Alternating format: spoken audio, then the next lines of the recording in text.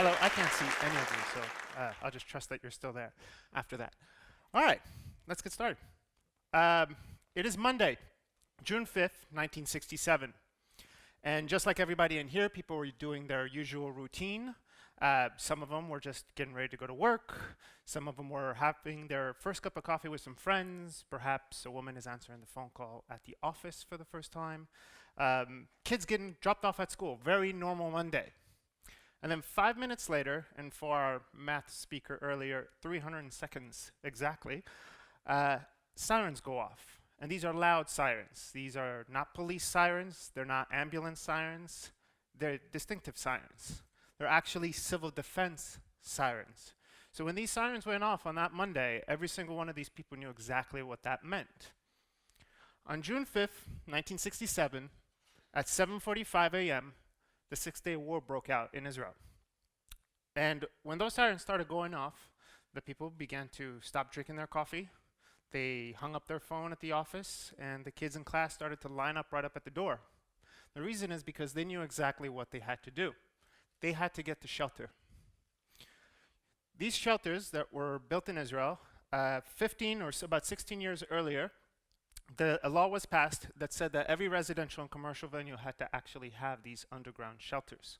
These underground shelters are made to protect during times of war. Most of them are underground. They're made out of concrete. They're gray, they're ugly, they're scary. Some of them even are a little bit wet or even smell a little bit, but they're there to protect people. So on that Monday, every single person knew that they had to get to this thing. In northern Israel, there's a small kibbutz, and in that kibbutz, it's very borderline to Lebanon, is a class of students. And they are currently walking in a single file line on their way to shelter with their teachers. They're scared, they're nervous, very much like me at the moment, and they're still standing, going in one single file line. This is not how they expected to actually spend their Monday morning, so they don't know what's going on. They go down the stairs of one of these shelters through a very gray and boring concrete wall, and they eventually make their way into shelter. In that class is a 13-year-old girl, and her classmates don't know this yet, but they'll actually end up spending 6 full days in that shelter. And in that shelter, these are actual photos from 1967.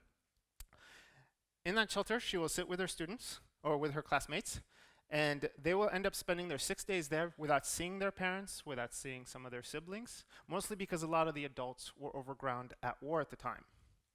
They ended up sleeping there, eating there, and spending their full 6 days, and at the end of that, they were released back to their family. A few weeks later, that same 13-year-old girl ended up walking to her teacher with this very simple request. She asked for a bucket of paint and a few paintbrushes. And her mission was very simple. What she wanted to do was walk up back to that very same shelter where she was at with her classmates and paint and make it a little bit more colorful. What she wanted to do was to try to make this place a little bit more relaxed for the next time her and her classmates would have to be there, because she knew that was going to happen sooner or later. So she wanted to create a place where they can feel more relaxed, feel more happy, rather than being in a gray and boring place. So over the years, she began to paint the hallway that led up to that room with ladybugs and birds. She ended up painting flowers. She ended up painting storks and other animals all around. And these photos are actually from this year, taken at that very same shelter. And she began to fill it up. And over the next 10 years, she actually will paint about a dozen of these actual shelters all across the kibbutz and nearby kibbutz. And over the next 40 years, other cities in Israel pretty much have done pretty much the same idea, is trying to add some color to these very boring and almost scary looking places. The idea was to help people escape the reality of war when it's going on. That 13-year-old girl, and this is the actual very first mural that she painted in 1967, right after the war, that 13-year-old girl who began that mission on trying to add some color in scary times is actually my mother, and she's actually sitting right over there.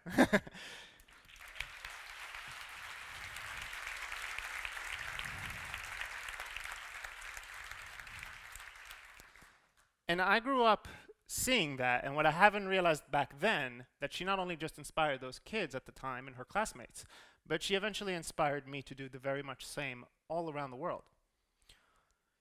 In 2012, I traveled into Palestine illegally as an Israeli citizen.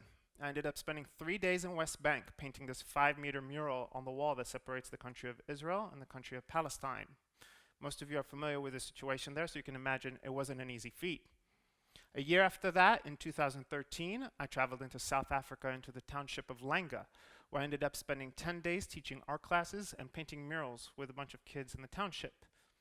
And a year after that, in 2014, I ended up founding No Limit Street Art Festival, one of the largest and one of the first street art festivals right here in Sweden.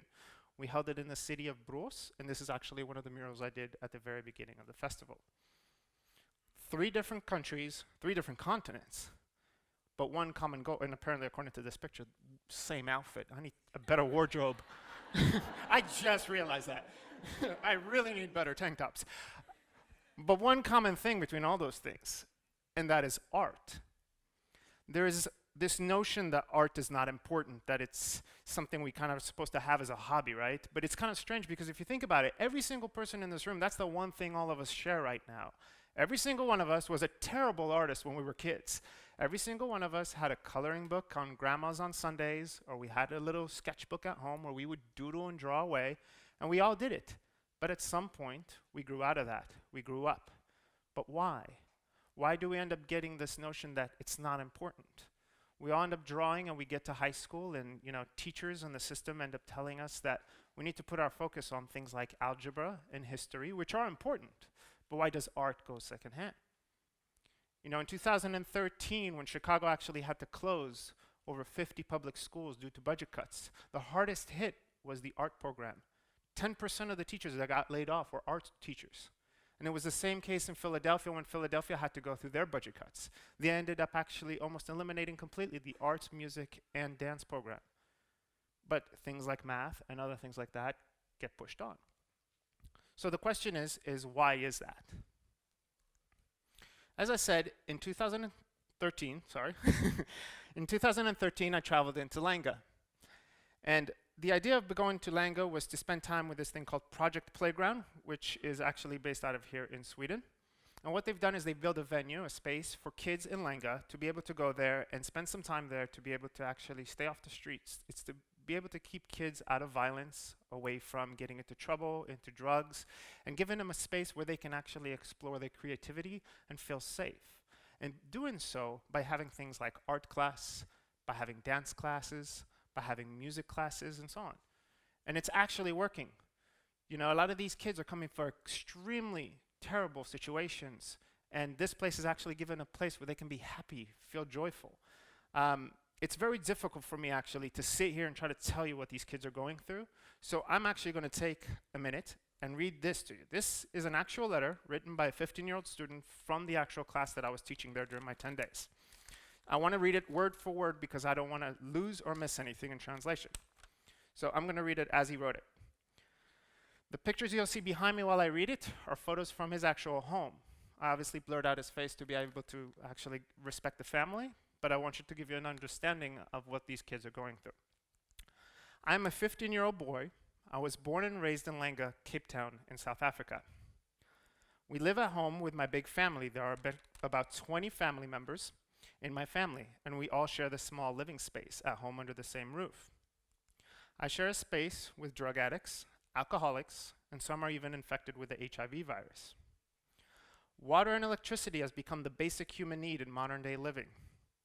But at home, that's not the case. I didn't know where to turn. And then in 2010, Project Playground opened its doors, and I immediately found a place and space to channel my frustration.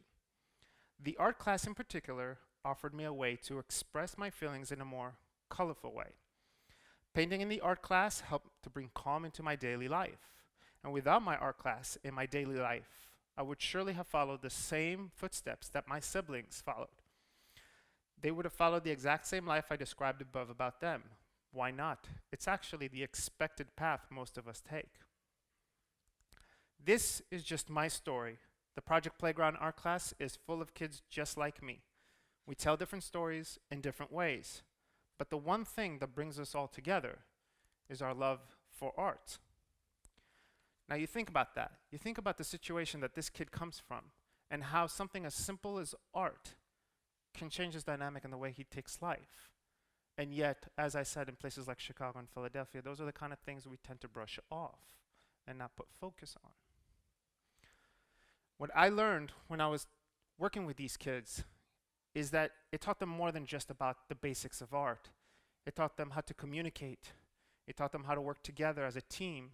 And even for some of the kids who actually wanted to participate in taking some leadership roles and assisting, it showed them, gave them courage. It gave them enthusiasm. And that's something that you can't teach in any textbook. Those are the things that art can do for them.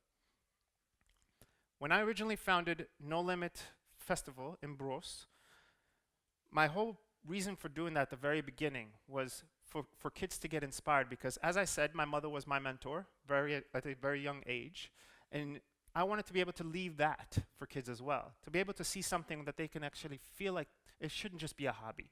Even if their school end up taking that away, they can find a way to see that there's something in art, that you can actually make it.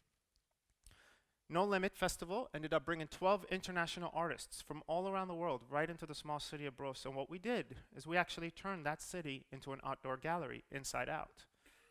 And all those murals are still there. You're all welcome to visit when it's not raining, which is like never. The Swedes know what I'm talking about. But the idea here was that you get to have these kids look at these artists and be able to get inspired by them. I mean, for example, this mural right here was painted by a very talented Polish artist, by a female named Natalia Rack. And when I did my interview during the festival, I actually said that if a young girl, a little girl, ends up watching Natalia painting these murals and end up getting inspired and grows up and 20 years down the line becomes an artist herself and does the exact same thing somewhere else around the world, No Limit has done its job. Because the whole idea is to inspire these kids. These kids were able to see these artists not as just somebody that can actually make a career from it, but they got to see the city not only just applaud them, but praise them. Every single person in the city was so happy and ecstatic to have these people. And that's something that that's a mixed message they were getting from what they see in school. So now the question is, what can you do? I mean, obviously, as I said, all of us began as artists. Some of us kind of grew out of that. Some of us didn't. But the question is what can you actually do? Well, surprisingly, you can do a whole lot, because if you see anything from what I've just shown you, is that it does make a difference. And after all, this is called differentia. So we are looking for making a difference. So to me, the simplest way at first, and I was trying to think of a way to do this without actually getting you guys in trouble and arrested for being vandals. So we're going to take the simple route. This is a piece of chalk bought at IKEA. Most of you know where that place is, I think. And this is very cheap, and you can buy this. And by using this anywhere on the street, you're not really vandalizing because it washes away, but you can make a big difference. You can draw 1 heart, you can draw 20 hearts, you can write an inspirational quotes like some of our speakers have gave, and you never know what the difference that you might make. A kid might see that and might have a terrible day, and you might, just with that little piece, end up changing the rest of their day, or maybe even inspire them to go on and do something more. And I think that when we put our focus on these kids and be able to encourage them through art, when you see what these kids have done, especially when you look at places like South Africa and Langa and what Project Playground has been doing, they've been doing it for 4 years successfully. These kids are off the streets. They're out, not getting into drugs. They're not getting into violence.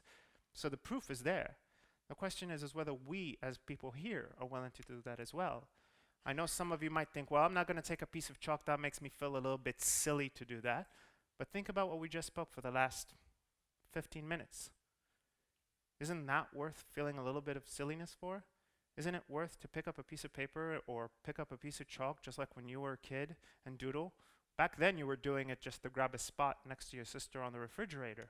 But now you have the potential to take a piece of chalk, draw 1 little heart, and possibly just change the world. And ladies and gentlemen, that is the difference that art makes. I thank you very much, and I hope you have a good day.